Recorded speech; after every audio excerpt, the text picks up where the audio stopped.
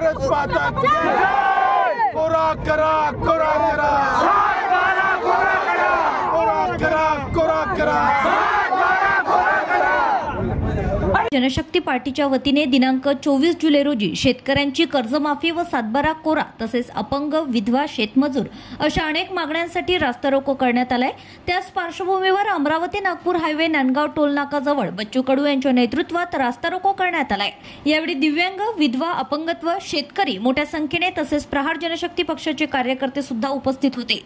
असे कसे देत नाही, घेतल्याशिवाय राहत नाही, या सरकारचं करायचं काय, खाली डोके वरती पाय अशा अनेक प्रकारच्या घोषणा यावेळी करण्यात आल्यात। मोठ्या प्रमाणात वाहतुकीची कोंडी झाली होती। 1 ते 2 किलोमीटर वाहनांच्या रांगाच रांगा यावेळी लागल्या होत्या। प्रहार जनशक्ती पार्टीच्या कार्यकर्त्यांच्या वतीने संपूर्ण रस्ता दोन्ही बाजूला बंद करण्यात आला होता। पण यावेळी 2 ॲम्ब्युलन्समध्ये पेशंट नेत असताना त्यांना रस्ता मोकळा करून देण्यात आलाय। यावेळी माणुसकीचं दर्शनही पाहायला मिळालंय। प्रतिनिधी धनराज खडचान, RCN न्यूज, अमरावती। काय सांगा, सातबारा कोऱ्याचा पुन्हा आपण रस्ता उतरलेला आहे, काय मागणी आहे? सातबारा कोऱ्याचं आश्वासन दिलं, समिती गठीत झाली, मुख्यमंत्री दुसरं इकडे वेगळं बोलते। यावर्षी पीक पाणी चांगलं आहे, मग कर्जमाफीची गरज काय? तर पीक पाणी मागच्या वर्षी चांगलं होतं, 3400 रुपये सोयाबीन विकावं लागलं, आता 1500 रुपये ज्वारी विकावं लागतं, हमी भाव 33 रुपयाचं, अर्ध्याचं मला विकावं लागतं ज्वारी। काय चांगलं आहे शेतकऱ्यासाठी, काय मजुरासाठी चांगलं आहे? आम्ही म्हटलं शेतमजुराला तुम्ही वित्त महामंडळ काढा, त्याचा अपघात विमा लागू केला। शेतमजुरासाठी तुम्ही तयार नाही, शेतकऱ्यासाठी तयार नाही, तुम्ही मेंढपाळासाठी तयार होत नाही, तुम्ही मच्छीमार, जो बिचारा लहान लहान मच्छीमार आहे, यवतमाळ मधले सगळे ठेके मुंबईतल्या ठेकेदारांना घेतले। जो झिंगा 1200 रुपयात खपते, त्या भोई समाजातल्या मच्छीमार माणसाला फक्त 100 रुपये भेटतात। पैसा कुठे गेला? एका उद्योगपत्याकडे। रमी खेळला, पैसा कोणाकडे गेला? एका ॲपमध्ये पैसे जमा झाले, 9000 कोटी रुपये टॅक्स भेटला आम्हाला रमी खेळून। आता रमीतून 9000 कोटी भेटले म्हणजे लुटलं किती? 1 लाख कोटी। मेलं कोण? माझा शेतकरी, शेतमजुराचे पोरं, त्याला आत्महत्या करावं लागतं। म्हणजे लूट आमच्या सामान्य माणसाची करायची, त्याचे उद्योगपत्याचे भरायचे असेल आणि आम्ही कर्जमाफी मागतो तो देत नसेल, आम्हाला बनवाबनवी करत असेल। मुख्यमंत्री म्हणतं का आता जर भावचा आता पीक चांगला यावर्षी, तर मग कशाला कर्जमाफी करायची? काय बनवाबनवी करताय मुख्यमंत्री? भाव चांगले जरी असले तरी, पीक चांगलं असलं तरी भाव चांगले भेटत नाही। स्वामीनाथननं तेच सांगितलं का उत्पादनापेक्षा उत्पन्न महत्वाचं आहे। तुम्ही लुटलं म्हणून कर्जमाफी होते ना। तुम्ही जे वचन दिलं होतं निवडणुकीत सातबारा पुरा करणं विसरले का तुम्ही? म्हणजे काही बोलायचं हे रामराज्य आहे का? रामराज्यात रमी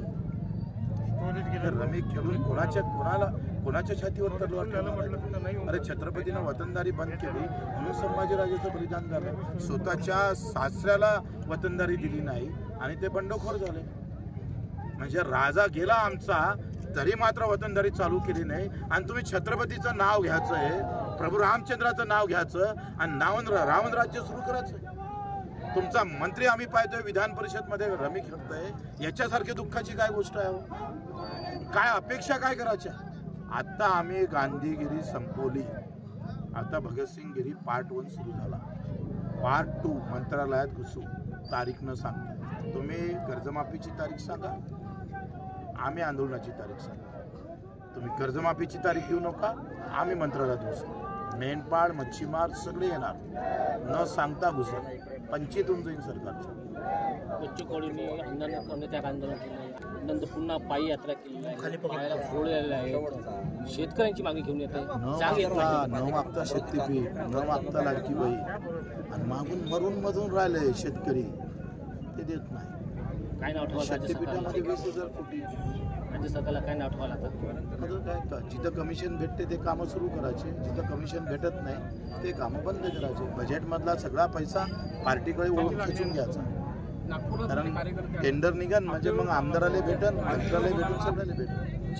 नागपूरमध्ये तुमचे कार्यकर्ते अटक केले, नागपूरमध्ये अटकून ठेवल्या। नागपूरला पेन्शन आंदोलन सुरू आहे। तिथल्या एसपी हा बीजेपी कार्यालयातून आदेश दिले, इथला एसपी बीजेपी कार्यालयात होता आणि तिथून सांगितलं का शेतकरी असेल त्याला अटक करा। आता एवढं अधिक काय पाहिजे?